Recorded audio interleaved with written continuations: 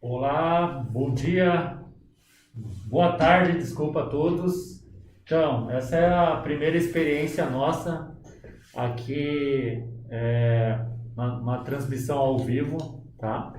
E um bate-papo que a gente vai ter com o Gabriel Berg. Ele é hoje o nosso embaixador da marca. Ele está localizado em Santa Cruz do Sul, tá? No Rio Grande do Sul, e veio especialmente aí a conhecer a Tecmater e firmar essa parceria conosco, ok? Vou pedir para ele se apresentar e para que vocês possam estar aí conhecendo um pouquinho mais do trabalho dele e em base do título, né, da nossa conversa, está tirando dúvidas com ele.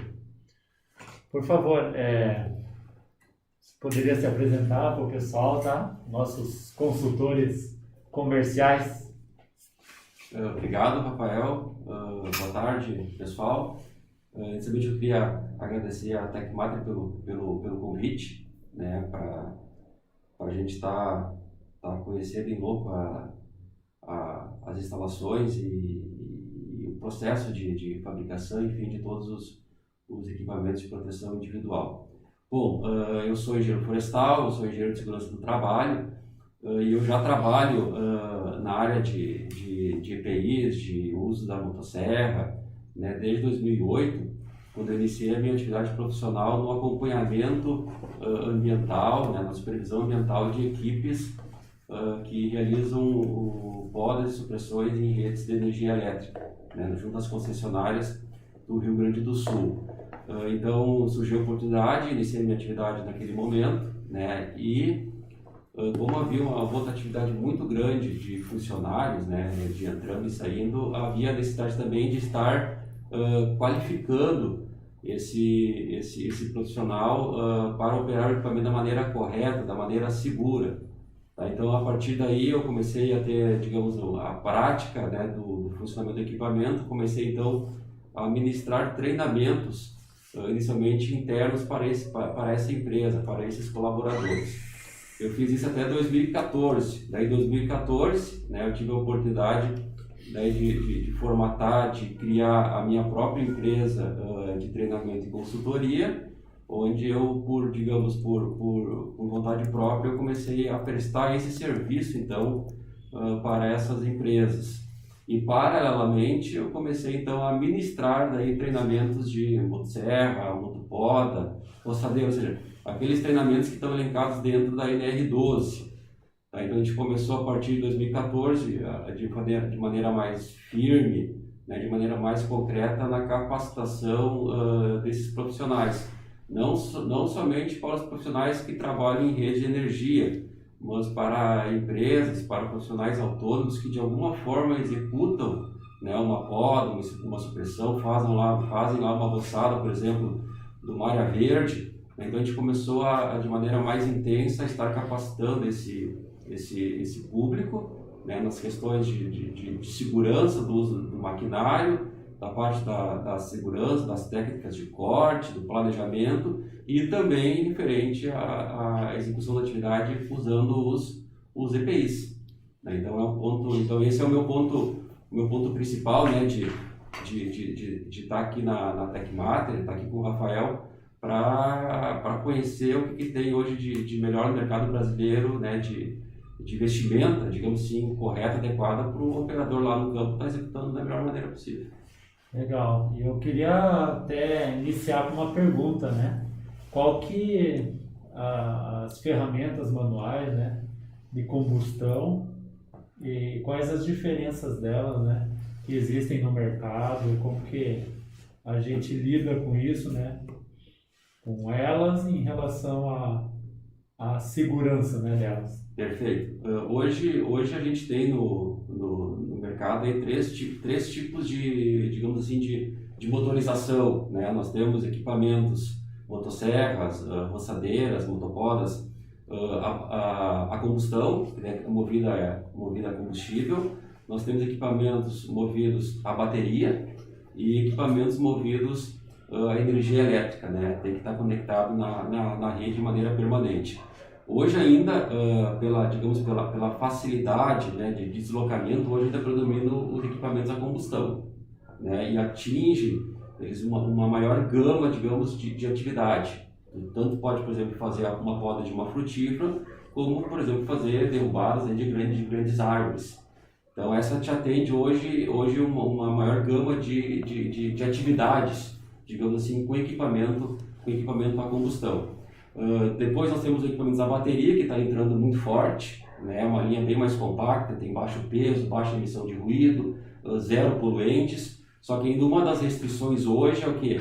Ela não é feita, por exemplo, para te fazer grandes cortes em termos de, por exemplo, de diâmetro de árvores, porque ela é um pouco mais, ela restringe um pouco em função da própria operação do equipamento, própria construção.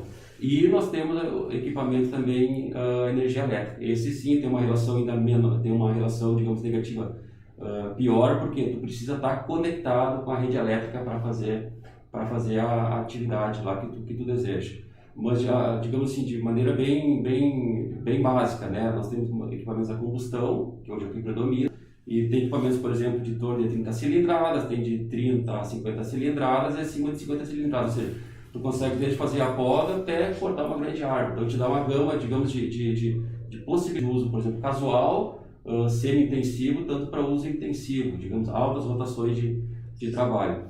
E a bateria, né, que está chegando bastante forte no mercado hoje, mas ela ainda te restringe por quê? Porque a durabilidade da bateria para si não é tão grande comparado, por exemplo, a fonte de energia que é o combustível, né? Mas ela está chegando cada vez mais forte, acredito aí que vai estar dominando o mercado aí muito bem. Em relação à questão da segurança, Rafael, todas elas têm que ter os dispositivos de segurança, né? Que a R12 determina, que é o freio manual, o freio automático, o pino pé corrente, o protetor da mão direita, esquerda e a trava de segurança do acelerador. Independente se ela é bateria, se ela é elétrica ou ela é combustão, hoje elas têm que vir de fábrica, têm que ser disponibilizadas para o comprador, né, para o comprador final, com esses elementos de segurança. Entendi. Complementando um pouco essa informação, tá? Quais dessas atividades, na tua experiência, assim, você tem visto que tem ocorrido mais acidentes? Na verdade, o acidente ele está muito ligado, né, à performance do operador, né, ao preparo do operador em si. Dificilmente um equipamento em si, né, ele vai causar um acidente. Né? O equipamento ele causa um acidente em função de um ato falho do operador. Então, independente se é a combustão, independente se é elétrico ou a bateria, vamos pegar a combustão hoje, que é o que a gente mais, né, mais encontra, realmente o que é mais utilizado. Geralmente o acidente ele tá relacionado a uma falha do planejamento da atividade, né? A falha, por exemplo, ele pode ter se cortado na perna, não está usando a calça anticorte. Ele pode ter se cortado, por exemplo, no peito por ter sofrido um rebote. Daí a causa disso é o quê? Ele cortou com a ponta superior do sabre. E a tendência da motosserra é dar um contra e vir contra o operador, vir contra o peito dele. Se acontecer isso e ele tiver com a camisa anticorte, só vai ter impacto. Qual vai ser o prejuízo? O prejuízo vai ser que vai rasgar a camisa, vai danificar a camisa. Mas o corpo dele, né, em si, o físico dele não vai ser atingido. Então, o acidente, em muitos casos, está relacionado ao comportamento do operador e não é tanto pelo próprio equipamento. Né? Por exemplo, quando é que o equipamento dá um problema, né? Pode causar um acidente, um rompimento de uma corrente de motosserra. Mas a corrente ela não rompe do nada. Né? Ela vai te avisando, né? Com o tempo ela vai desgastando. E tu vai ter que fazer a manutenção básica dela para verificar como é que estão as condições da corrente. Né? Ela não pode estar nem muito tensionada, não pode estar nem muito frouxa, a corrente está lubrificando, então tudo isso são passo a passos que a máquina vai ter dizendo, né? E tu tem que ter, digamos, um entendimento, se tu tem a prática, tu tem o conhecimento, de identificar isso em campo, para não deixar o quê? para não deixar a corrente arrebentar, por exemplo, e ela saltar contra o teu corpo, né? Ou saltar, por exemplo, contra um colega que estiver próximo, né? Durante o manuseio do equipamento, tá? Mas assim, ó, o que causa acidente é a falta de planejamento da atividade. E isso está diretamente ligado com quem? Com o operador e com a equipe que está executando a atividade. Entendi. Na tua experiência nos equipamentos com roçada, né? O que eles têm utilizado? Como está sendo a questão assim da gestão na parte dos EPIs? Qual que é a oportunidade que você vê nisso aí? Bom, hoje a roçadeira ela tem inúmeros modelos falando propriamente do equipamento, né? E à medida que tu vai usando equipamento cada vez mais profissional, digamos, com maior alcance de produtividade, a necessidade do uso dos EPIs também há essa necessidade. Então, basicamente, hoje no mercado, a gente tem 4 tipos digamos, de cortadores, né? 4 tipos de conjuntos de corte, que são, por exemplo, a lâmina que tem o contato com a vegetação e faz o corte. A gente pode ter, por exemplo, fio de nylon, né? Nós podemos ter, por exemplo, um disco de 2 pontas, disco de 3 pontas ou disco de corte, todo ele serrilhado como se fosse, por exemplo, uma corrente de motosserra. Isso, tá? O que a gente observa? Né? A questão dos EPIs hoje para o operador de roçadeira, né? Que é um capacete, um boné, né? Um abafador, protetor facial, né? Uma perneira, um sapato e é como se fosse um avental, né? Não existe aquela obrigatoriedade de estar usando, por exemplo, uma calça anticorte, né? Porque a roçadeira ela não vai cortar, até pelo posicionamento, que a lâmina está longe do teu corpo, né? Mas o cuidado, assim, o principal ponto que a gente pede de atenção é quando o operador ele vai fazer a troca do conjunto de corte. Porque tem equipamentos que tu consegue, por exemplo, vai roçar grama, um capim, por exemplo, digamos de pouca, digamos que não seja lenhoso, tu pode usar o disco de 2 pontas ou pode usar até o fio de nylon. Agora, tu quer cortar a vegetação, a arvorezinha que tem 15, 20 centímetros de diâmetro, já há necessidade de colocar o disco de corte. Então é muito importante na hora que for fazer a adaptação desse conjunto de corte, tu sempre prender, né, fazer, digamos, parafusar, né, ajustar ele de acordo, porque se tu não fizer certo, o que ele pode se desprender e pode o quê? Sair voando longe e te atingir, né? Verificar, por exemplo, questão de terreno, né? Se eu estou, por exemplo, num terreno plano, né, ou levemente ondulado, eu posso usar, por exemplo, a roçadeira lateral. Agora, se tiver um terreno inclinado, acima de 40, 45 graus, já tem que ser uma roçadeira costal, né? Então, tudo isso diferencia o tipo de equipamento e o tipo de atividade que tu deseja fazer. Mas, basicamente, o EPI que eu utilizo para roçar, por exemplo, uma grama, é o mesmo EPI que eu vou usar, por exemplo, para roçar, por exemplo, uma vegetação mais lenhosa, para fazer, por exemplo, um escaporamento de uma vegetação em torno de 15, 20 centímetros de diâmetro.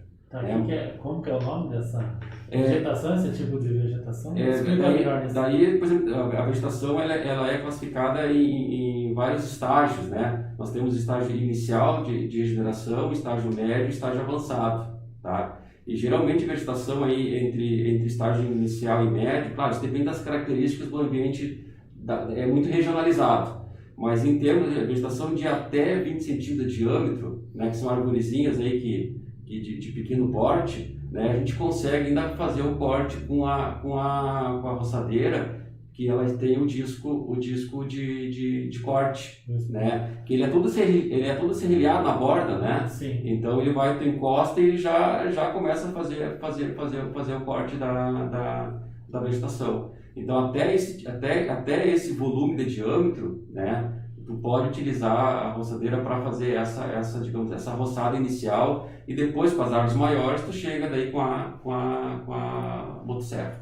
Tá, e que tipo de atividade tem a necessidade de fazer esse tipo de manutenção, esse tipo de corte dessa vegetação? A roçadeira ela está muito ligada, por exemplo, para quando vai iniciar, por exemplo, um escapuramento ou fazer algum tipo de desbaste, por exemplo, um plantio de eucalipto, alguma estoca, enfim.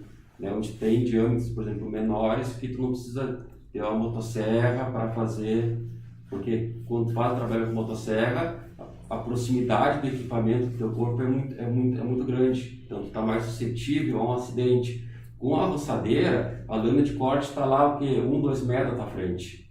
Então não vai ter o problema de tu ter o contato com o conjunto de corte no teu corpo, né? Então geralmente a roçadeira nesse caso aí é para ti qualquer tipo, roçar um gramado, né? Ou por exemplo, roçar um mato aí de um terreno que faz tempo que não foi feito passado nenhum tipo de manutenção. Então, por exemplo, a lâmina de nylon, a lâmina de o disco de 2 pontas já não vai ser suficiente para te vencer aquela vegetação. Então, de repente, vai ter até condições de ter o disco de 3 pontas ou até o disco de corte. Mas o pessoal utiliza em plantios de eucalipto, em plantios de pino, em plantios de acácia negra, né? Onde vai fazer uma limpeza do terreno, né? Vai fazer, por exemplo, uma destoca. Então a roçadeira ela entra como um elemento bem importante para facilitar e tu ganhar tempo. Imagina tu roçar isso com foice, né? Uma roçadeira hoje ela corresponde a 6 homens com foice, né? Então é muito mais rápido, é mais agilidade e tu ganha tempo, é mais produtivo e mais seguro, né? Tu executar uma atividade, mas desde que com os EPIs, com curso, com qualificação, com treinamento, com cuidado, planejamento, né? Sim. Planejamento. O que você indicaria, né, de proteção na motopoda, né? Porque a motopoda é um equipamento muito novo, né, no nosso dia a dia. Isso. Qual que é vamos dizer, o que você indicaria assim utilizar e quais os riscos que teriam essa atividade também? Isso, assim, de acordo assim, com o nosso conhecimento e o que a legislação trata, Rafael, a motosserra, digamos, a princípio, ela foi produzida e ela é comercializada para te fazer o quê? O corte raso da árvore, né? É tu botar a árvore pro chão. A motopoda, né? Ela tem os mesmos recursos da motosserra, tá? Porém, só que ela é indicada o quê? Para te fazer poda em altura. Então, para te fazer poda, né, ou desrama de galhos de árvores, tanto, por exemplo, árvores frutíferas, árvores de arborização urbana, ou até, por exemplo, um plantio comercial para te, por exemplo, fazer uma melhoria na questão da madeira livre de nó, pinos, eucalipto e assim por diante. Tá? A questão da segurança em relação aos EPIs, o que diferencia para a motosserra, né? Motosserra, tu tem que usar a calça e a camisa de corte, né? Isso é indicado para a tua segurança, tá? A motopoda já não tem essa necessidade de estar usando, por exemplo, a calça e a camisa de corte. Por quê? Porque o conjunto de corte está lá a 2, 3 metros do teu corpo, né? Então não vai haver o contato, por exemplo, do sabre, da corrente com o teu corpo, porque digamos, o corte é realizado longe do teu corpo. Tem que ter o quê? Capacete, tem que ter a viseira, tem que ter o óculos, tem que ter o abafador, né, perneira e o sapato de segurança, tá? Então não é que ela seja mais simples, tá? Mas em relação ao risco de haver um contato do conjunto de corte no teu corpo, como há com a motosserra, com a motopoda fica um pouco mais distante, porque não há uma proximidade tão grande quanto do teu conjunto de corte em relação ao teu corpo, tá? Mas supressão é corte de árvore e motopoda é poda de galhos. Entendi. Poda de galhos. Entendi. Você tem alguma experiência assim de algum acidente que aconteceu na tua gestão? Se não, né? O que você fez para evitar? Bom, assim, acidentes a gente pode enumerar vários, né? Porque geralmente o acidente ocorre quando o operador ele não está focado na atividade, ou seja, ou ele não fez o planejamento, ou até ele pode ter feito, mas está executando, mas ele está pensando na vida, não focado no ambiente lá de trabalho. Hoje, com a motosserra, tá, especificamente em relação a um dano no corpo do operador, tá, hoje o maior risco é o rebote. Né, é o contato acidental, por exemplo, do conjunto de corte no corpo do operador. Né? Foi dito antes, a gente sempre reforça, o rebote é o quê? É quando acidentalmente tu toca na ponta superior do sabre. Tu tá lá, por exemplo, fazendo um desgalhamento, tu tá lá, por exemplo, picando a lenha, fazendo um cerceamento do tronco, e tu inicia o corte pela ponta do sabre. A tendência da motosserra é fazer esse movimento aqui, né? E se tu não tá segurando ela com firmeza com as duas mãos, se tu não tá bem posicionado, se ela não tá próxima do teu corpo, né, aumenta o risco de tu não ter um controle sobre ela e ela vir realmente te atingir, tá? Então, digamos, de ferimentos, né, de ferimentos não fatais, vamos supor assim, resultados não fatais, é o rebote, tá? Agora, fatais, daí sim é no momento da derrubada da árvore.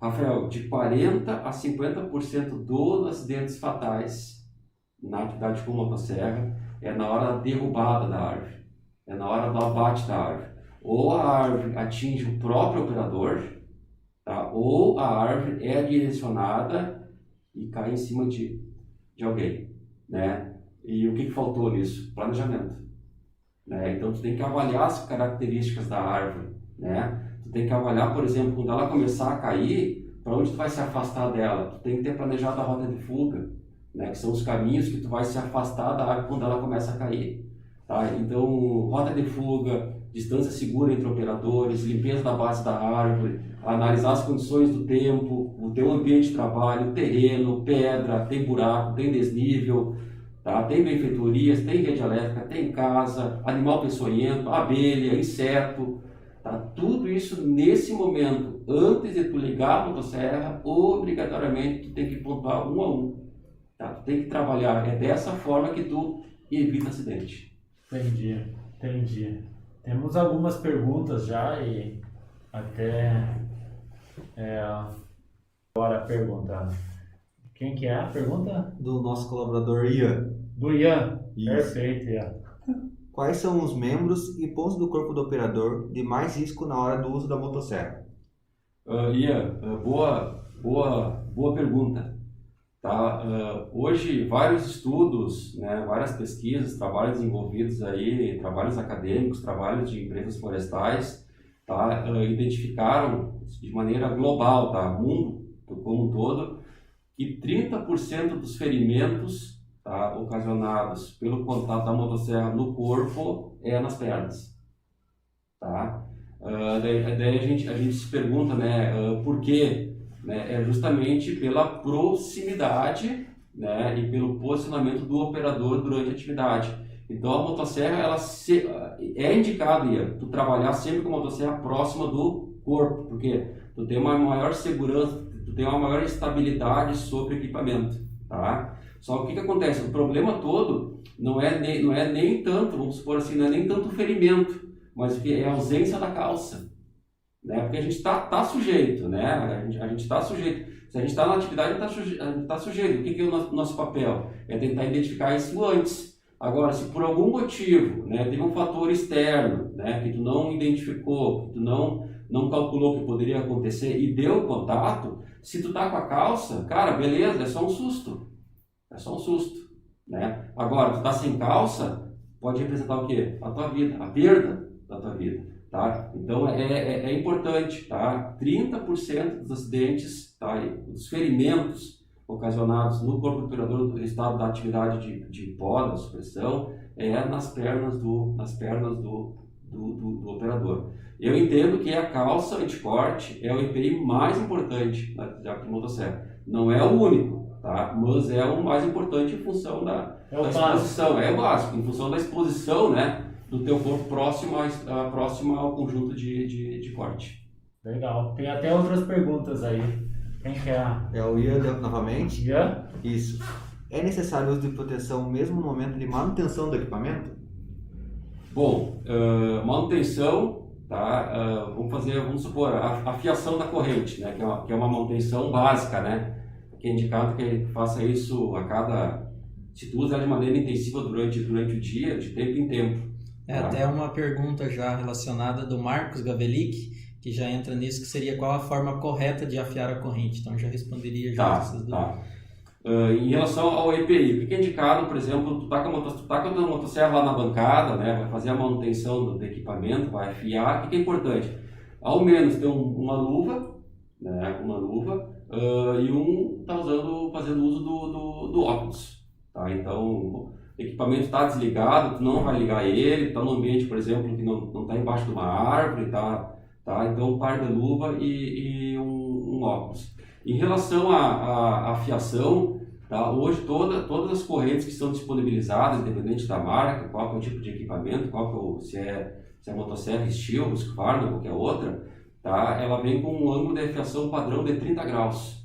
Tá? Só que para quem, digamos, não tem muita prática, é difícil tu manter esse ângulo de afiação. Então, para isso, existem alguns equipamentos. Tu tem um porta-lima, tu tem um calibrador, que são tudo, digamos, equipamentos, ferramentas, na verdade, que te dão suporte para te manter essa afiação certinha de 30 graus. Tá? Mas a afiação certa hoje, o ângulo certinho é 30 graus. Legal. Agora tem uma outra pergunta também do colaborador Ian. Aqueles mini veículos para corte de grama necessitam de uso de EPI?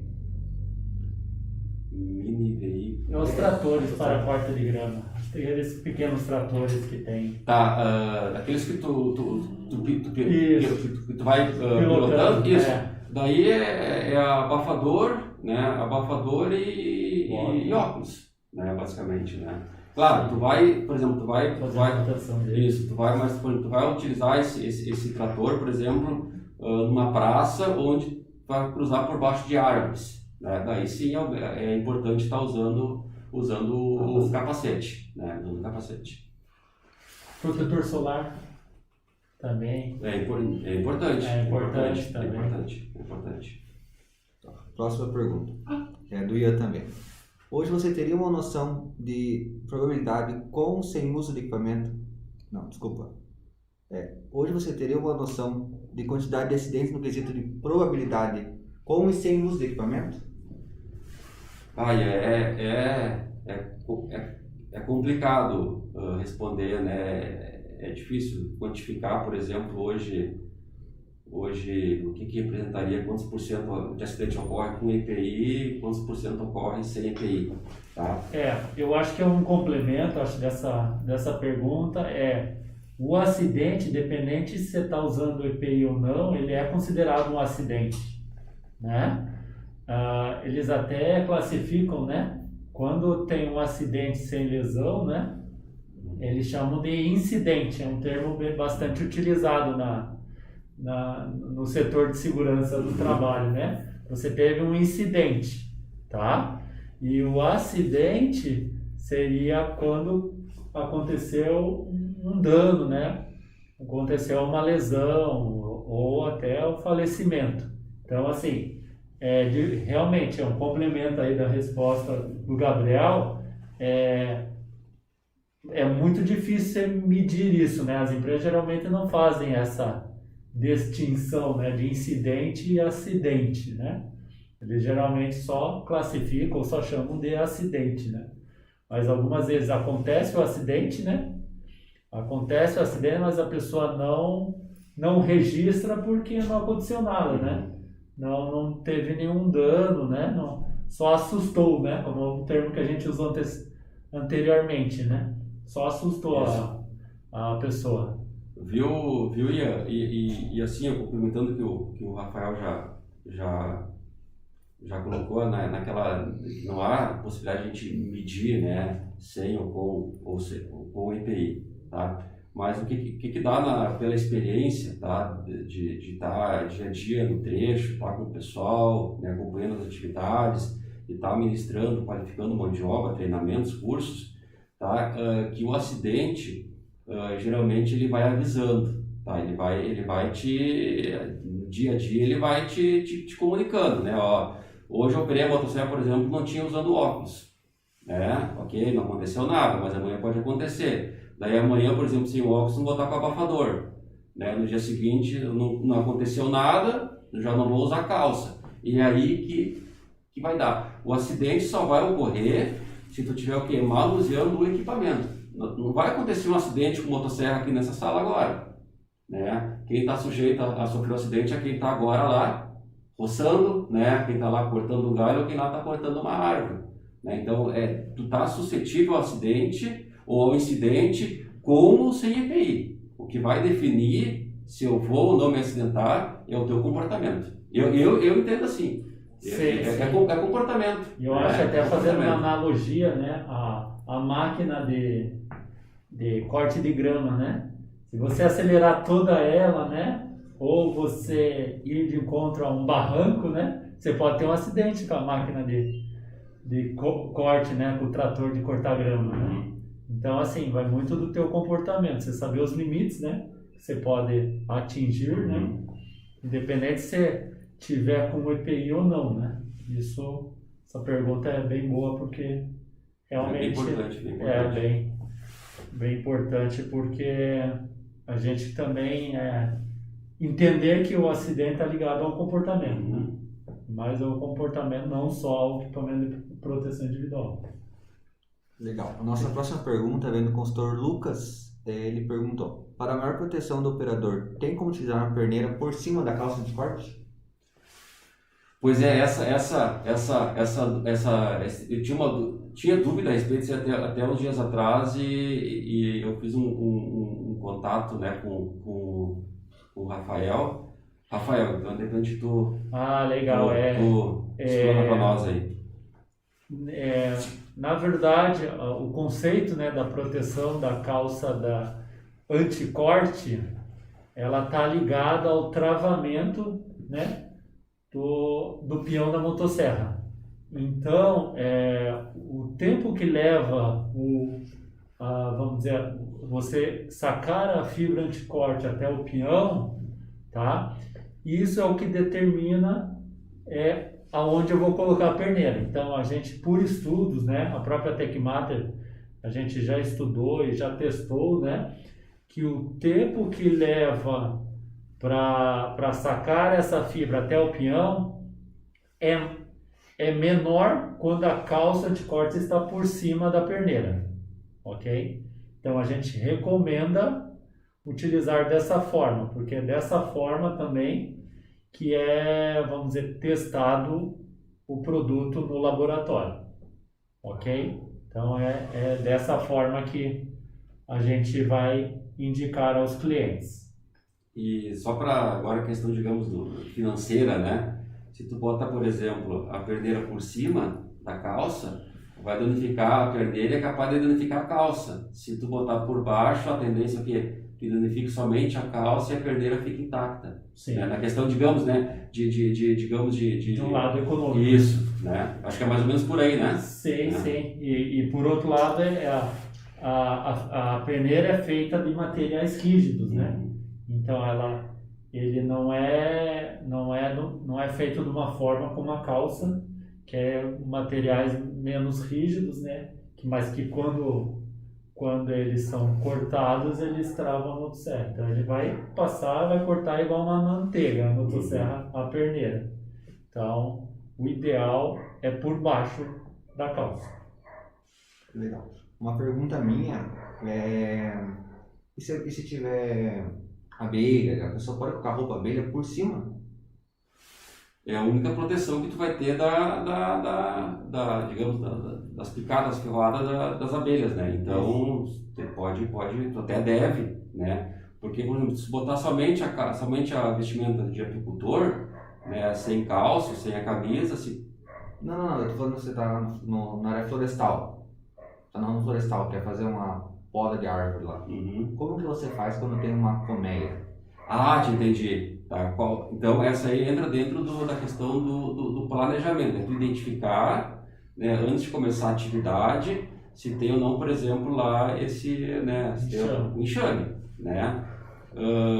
Se tiver, né, e tu não tem como tirar, por exemplo, né, uma das possibilidades é tu deslocar esse enxame, mas não tem como, tá? Ou tu chama um especialista para fazer isso, ou se tem que cortar, tu vai ter que botar a vestimenta por cima da tua roupa. E é o que o pessoal realmente vem fazendo. Eu já perdi as contas de curso, de treinamento, de não observar isso. Às vezes o enxame estava longe, mas pelo próprio ruído, né, pela própria fumaça que sai do escapamento, digamos assim, isso irrita as abelhas, né? E a tendência deles é o que é te atacar. Então, já perdi curso aí, cada um se tapando para um lado, correndo, porque os bichos vão e ferrou mesmo. Então, a verificação, por exemplo, assim como tem que identificar se tem animais peçonhentos, aranha, escorpião, né? Verifica também, por exemplo, se não tem um enxame de abelha próximo à tua área E vespas também. vespas, né? Se não tem próximo à tua área de trabalho. Era mais essa questionamento? Isso. Sim. Legal. A gente tem uma próxima pergunta Pergunta de quem? Ian. Ian? Existe hoje alguma certificação disponível para nós como consultores adquirirmos para aplicar treinamentos aos clientes quanto ao uso de maquinários em geral como roçadeiras, motosserra, ou apenas estudando sobre eu já estou apto para auxiliar na instrução de alguém leigo sobre o assunto? Bom, depende qual que vai ser o nível da instrução, tá? Vamos ver se eu entendi, daí depende, a gente pode complementar depois. Quem é que hoje pode operar não, quem é que hoje pode ministrar treinamentos de motosserra, roçadeira, motopoda que está dentro da NR12, tá? A NR12 diz o quê? Ela estabelece que o instrutor, tá? Quem vai capacitar, ele tem que ter proficiência no assunto, tá? Então a gente entende como proficiência, tem que ter conhecimento de causa, né? Tem que saber aquilo que tá passando, tá? Ela não estabelece se o cara tem que ser formado, se o cara tem que ter curso técnico, tá? Ela é bem ampla, bem geral, tá? Então, por exemplo, eu, Gabriel, tá? Eu tenho ensino médio completo, tá? Terminei lá o antigo segundo grau, tá? Trabalhei a vida inteira lá na chácara, lá no meu sítio, e eu sinto confiança para ministrar, para ensinar. Cara, a norma não diz que não pode, tá? Ela não diz que tem que ter, por exemplo, curso, assim por diante, tá? Agora tem um grande porém, tá? Todo curso tem que ser finalizado, né? Digamos, ele tem que gerar um certificado, né? Que é o comprovante, por exemplo, que eu, Gabriel, aluno, participei do treinamento, né? Quem assina o certificado, né? Por exemplo, a minha assinatura, como técnico, tem validade, tá? O que a legislação diz? Que o curso ele tem que ser supervisionado, tá? E o certificado tem que ter uma assinatura também do responsável técnico. Só que a norma também não diz quem é que é o responsável técnico. Não diz se tem que ser engenheiro, se tem que ser técnico. O que ele diz? Tem que estar registrado no órgão de classe. Isso ela diz, tá? Então, aí ela já, digamos, afunila um pouquinho, né? Sim. Então, então, o responsável técnico é aquele profissional que já tem que ter uma formação compatível com a área de atuação, né? Então, ela já restringe, tá? Vindo na tua pergunta, né? Se tu pode ministrar treinamento, não sei se é realmente essa a pergunta, esse é o objetivo, tá? A norma não restringe. O que eu sempre digo, tá? Tem as coisas boas, né, que são aos favor, mas também tem as coisas ruins depois que dá algum problema, tá? Tu deu um treinamento, é Ian, né? O Ian deu um treinamento, tá? E um desses teus alunos aí, 3 meses depois morreu, se acidentou, né? Daí da Polícia Civil, da boletim de ocorrência, vão investigar, vai cair lá no Ministério do Trabalho, né? Pode ter certeza que a incomodação vai ser grande. Daí, tá, cadê o certificado do falecido? Tá aqui, o instrutor foi o Ian. Tá, então, né? Então só me localiza ele aqui e eu quero perguntar, né? Como é que foi o treinamento, enfim. Cara, isso aí pode se complicar, né? Então, porque vai cair no teu colo, porque tu foi o responsável pela formação daquele trabalhador ali, né? Então tem que ser muito, muito prudente para assumir a bronca, né? Eu assumo, né? Agora, será que o outro colega que também dá curso, Será que realmente ele está preparado para passar da maneira mais concreta o conhecimento para o aluno absorver o conteúdo? Né? Então tem esses percalços que a vida nos dá, né? Enquanto dá curso, está tudo bem, né? Beleza, estou formando, agora ele na frente dá um problema. Quem responde? Né? O instrutor é o primeiro. Né? O juiz vai querer saber, o auditor do Ministério do Trabalho vai querer saber, o delegado lá da polícia vai querer saber, né, em que condições esse cara foi treinado. Né? E daí respica para todo mundo. Legal. Mais alguma pergunta? Tem mais algumas aqui. Do Ian também. Qual equipamento, motosserra ou roçadeira mais tecnológico que você viu até hoje? Quais são as características dessas motosserras? Hoje nós temos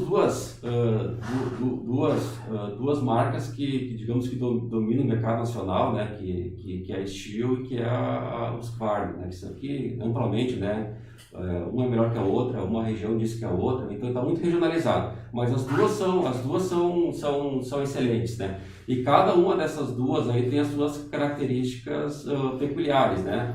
Eu não vou dizer que se aquela ou esta, mas basicamente hoje, por exemplo, para facilitar a vida do operador, né, digamos, tem equipamentos, por exemplo, que tem a válvula de descompressão para tirar, digamos, a pressão do motor na hora de colocar em funcionamento. Tem equipamentos que tem um sistema para eles aspiram mais ar para o carburador, então tem uma rotação melhor. Então, cara, tem várias características, né, tanto de uma quanto de outra máquina, tá? E questão de baixo peso, de baixo ruído, então tem uma gama muito grande aí de equipamentos, tá, para atender a tua necessidade, o teu tipo de serviço que tu vai executar. Legal. Agora uma pergunta do Rodrigo. Com relação aos protetores auriculares, como consigo definir a atenuação de ruído por parte dos abafadores? Rafael, Então, esse é um assunto também até que a gente estava discutindo agora cedo, né? Realmente os abafadores eles estão interligados ao nível de suporte do ouvido humano, né? Então, o ouvido humano até 85 decibéis, né, é considerável um ruído saudável, né? Passando disso, ele já não está, vamos dizer, num ambiente saudável. Então, assim, geralmente a gente diminui, né, ao ruído ocasionado pela máquina, o equipamento, né? A gente diminui da capacidade de atenuação do abafador, tá? E de acordo com a norma nacional, né, que é a norma que está vigente aqui no Brasil, né, essa atenuação é feita em laboratório através de vamos dizer, amostragem, né, com no mínimo 10 pessoas, tá, que recebem um abafador, e essas são testadas e dentre as atenuações, né, eles adquirem uma média aí que dá atenuação válida, tá? Essa certificação geralmente é feita de 5 em 5 anos e dependendo do abafador, né, isso pode variar a cada teste realizado. Então é bem polêmico, essa é uma pergunta bem polêmica. Por quê? Porque dependendo da máquina, tá? Não há abafador suficiente que chegue a 85 decibéis, né? Então eles são auferidos, né? E a maioria aqui chegam no Brasil a mais ou menos uns 25 decibéis, alguns mais, outros menos, né? Então é bem polêmica essa pergunta, porque realmente algumas máquinas até a gente tem visto aí, algumas motosserras no caso, chegam a emitir um ruído de mais de 120 decibéis.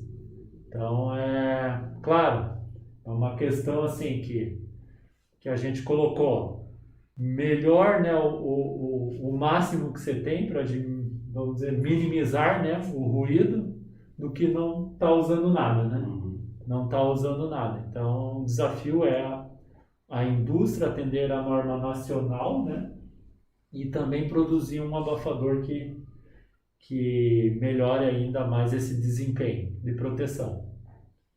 Com base nisso aí, tem uma dúvida. Seria, no caso, permitido a pessoa utilizar um protetor auricular de abafador em cima de um plug? Isso é considerado para a pessoa dizer que está somando essa proteção ou não? Não. Perante a lei, não. Perante a lei, não existe essa configuração e esse teste, né? Ou é um ou é outro, ok? Não, essa lógica não funciona. Legal. Aí tem uma pergunta minha. Eu queria saber como são definidas as classes dos equipamentos de motosserra. Tem a classe 1, classe 2, classe 3, né? A gente tem os produtos aqui, mas a maioria a gente pergunta e a gente não sabe definir, né? Como que é definido isso aí? Tá. Esse eu posso responder. Cada equipamento, tá? Ele tem uma velocidade, ok? Geralmente essas classes estão ligadas aos equipamentos para a motosserra. Dependendo da norma, né? E do produto vai ter mais classes ou menos classes, ok? Mas vamos pegar pelo exemplo da camisa anticorte. Camisa anticorte, ela possui 4 classes. Começa de 0, 1, 2 e 3, ok? Então a 0 é de 16 metros por segundo. Então, motosserras que tenham velocidade até 16 metros por segundo. Classe 1 de 20 metros por segundo, motosserras que tenham velocidade de 20 metros por segundo. Classe 2 24 metros por segundo, então motosserras que geram uma velocidade de 24 metros por segundo.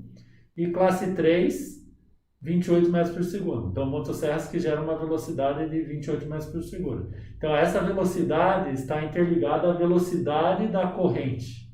Então, quanto que a corrente tem no circuito dela, né? Ela percorre o circuito dela junto ao SAB. Ok? Então, é essa, vamos dizer assim, a definição. Então, você tem que definir com base na motosserra, o equipamento e a classe a que esse tem que proteger. A gente tem uma pergunta agora da Letícia. Ela fala assim: protetores de policarbonato são indicados para uso de roçadeiras? Muitos clientes me perguntam e eu tenho dúvida. Seria o de fibra, né? Isso, plástico, né? De acrílico, isso aí. Isso. Letícia, o que acontece? Tá? O pessoal, a gente vê utilizando, tá? Mas qual que é a dificuldade? Né? Que eu vejo dois pontos. Primeiro pode embaçar, né? Dificultar a tua visão, tá? E outro que pode riscar, pode não, né? Se pegar um pequeno galho, algum objeto, ele vai começar a riscar e também vai começar a dificultar a tua visão, tá? Para a roçadeira, como tu trabalha geralmente em um ambiente mais aberto, geralmente, né, tem essas exceções, mas geralmente, por exemplo, para limpeza de um terreno, um parque, um jardim, uma área verde, tá? Tem uma maior circulação de ar, né? Então talvez o que pode embaçar com uma menor frequência e também não tem tanto contato, por exemplo, de vegetação no teu entorno, então vai ter menos contato, por exemplo, de pequenos galhos atingindo e embarcando e riscando o teu protetor facial. Agora, para a motosserra, tá, é inviável. Tu tá hoje, por exemplo, operando a motosserra com protetor facial, por exemplo, de acrílico, tá? Tu vai embaçar uma frequência muito maior comparado com roçadeira, tá? E tu tá no ambiente teoricamente, digamos, sujo. Quando eu falo sujo, né, digamos, com bastante vegetação ao teu redor, né? Então ali pode esbarrar um pequeno galho, né? Pode voar uma serragem, enfim, bater e começar a danificar. E tu sabe, tu com a motosserra na mão, tu tá acelerando, tu tá trabalhando com ela, tá se movimentando, tu não enxergar, por exemplo, onde é que vai dar o teu próximo passo, né? É acidente na certa, tá? Então, para a motosserra, tá? O indicado aqui é um protetor facial de tela e como complemento um óculos, tá? Então, eu entendo que tem que ter os dois juntos, tá? Porque pode entrar o quê? Serragem, pode entrar pequenas partículas volantes por debaixo do protetor facial. Claro. Se tu tá com óculos, o quê? Pelo menos a tua vista, né? O teu olho está protegido. Então eu sempre indico, né? Como complemento, protetor facial tipo tela e um óculos. Não tem protetor facial, bom, daí sem sombra de dúvida um óculos, né? Um óculos. Sim. Legal. Tem mais umas perguntas aqui, mais duas. Ian, sofri um acidente com equipamento sem certificação. E agora? Quem me ampara? Sem certificação e também sem teste, né? O sem certificação, no caso, eu não entendi, seria Não tem CA. Ah, tá. Rafael, você sabe tudo. Ian, então, sem certificação. Na verdade, o sem certificação, dependendo da questão legal, né, e da conjuntura, né, da legislação, né, isso aí é tudo amparado em nível dos advogados, né? Então, o advogado que ele consegue determinar, né? Mas, dependendo do produto, né, sem CA, dependendo para o que ele é utilizado de uso profissional, ele tem já uma restrição do setor de segurança. O setor de segurança não vai querer usar, tá? Então ele já tem essa dinâmica, tá? Então, mas quando a gente fala para uso não profissional, esse já não tem a necessidade do uso do certificado de aprovação. Compreendemos que o CA hoje, o conceito dele já está intrínseco, né? Tendo o CA, a pessoa sente mais confiança da compra. Então, quanto mais produtos certificados, mais oportunidade de venda, tanto para uso profissional como para não profissional. Ok? Voltando um pouco à pergunta, né? Se amparar, nós temos que ir caso a caso, não dá para generalizar, ter uma citação genérica para te responder, né? Então, cada caso ele é tratado de forma diferente, baseado principalmente na lei, baseado numa análise jurídica, tá? Mas, enfim, aparecendo um caso desse, né? Na verdade, tem que fazer bastante pergunta, né? Entender o que não está certificado e trabalhar isso com os clientes e com os usuários. Legal. Aí a nossa próxima pergunta é: quais são as marcas que mais ocorrem em índice de acidentes? São causados por imprudência dos operadores ou por falta de informação? É um mix de tudo isso que foi comentado. Já foi dito, né, que quando ocorre um acidente ou incidente no corpo do operador, a região mais propensa é as pernas, pela proximidade, tá? Então a gente não está, por exemplo assim, falando de se ele está com a calça, de danos muito profundos no corpo do operador. Agora, se ele estiver sem calça, já corre o risco de perder a perna, por exemplo, tá? O que mais causa acidente, né? É a falta de planejamento da atividade, tá? É a falta de planejamento. O que vem a ser a falta de planejamento, ou o que vem a ser o planejamento da atividade?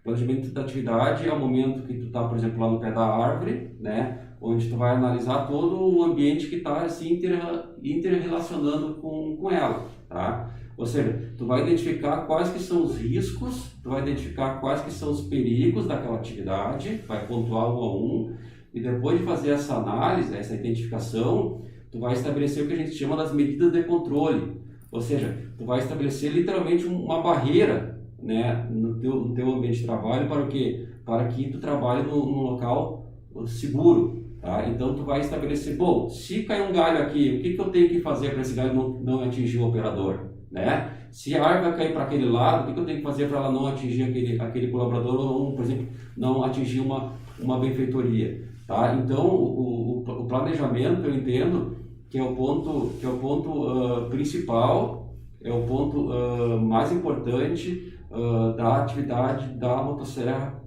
principalmente, tá? Porque é nesse momento que tu vai estabelecer as medidas de controle e vai o quê? Vai preparar o teu ambiente de um ambiente livre, né? Livre de acidente. Legal, pessoal.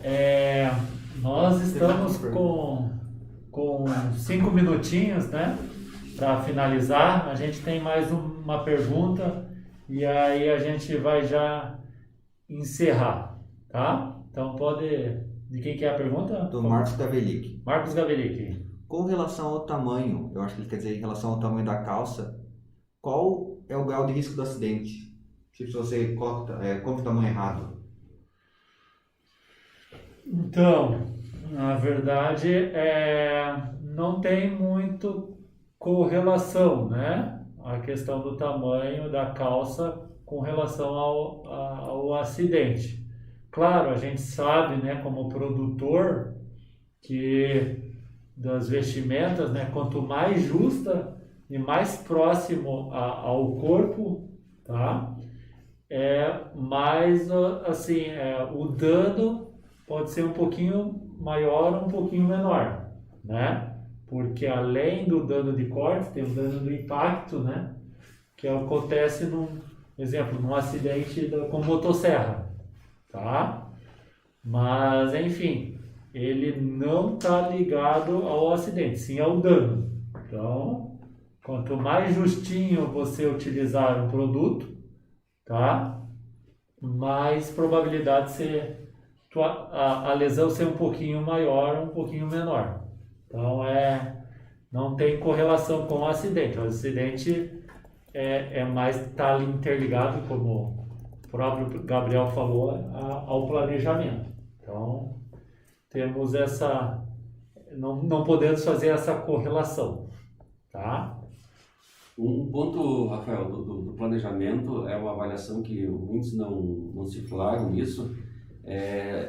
A gente, como operador, né, como trabalhador, a gente identificar, será que eu estou preparado para fazer aquele serviço? A preparação que eu digo assim, não é nem tanto se eu tenho curso, é importante, obviamente, mas como é que eu estou bem de saúde? Né? Como é que está a minha saúde? Eu estou saudável para pegar a motosserra hoje sem cortar árvore? Né? Ou estou com uma dor no braço, estou com uma dor no dedo, não estou me sentindo bem, cansado do dia cansado, anterior. isso. Então, isso aí também potencializa um risco de um acidente. Mas não é a motosserra que vai causar isso é o operador. Então, sim, o que a gente fala assim, o que causa acidente é comportamento. É comportamento do operador. Tá? Dificilmente está ligado ao próprio equipamento. Acontece, mas muito pouco comparado com a figura, né? Com o cara que está lá aqui, acelerando a máquina. E eu acho que até finalizando, né, em resumo, né, esse comportamento, juntamente com o EPI, né, vai eliminar praticamente a zero, né, o risco, né?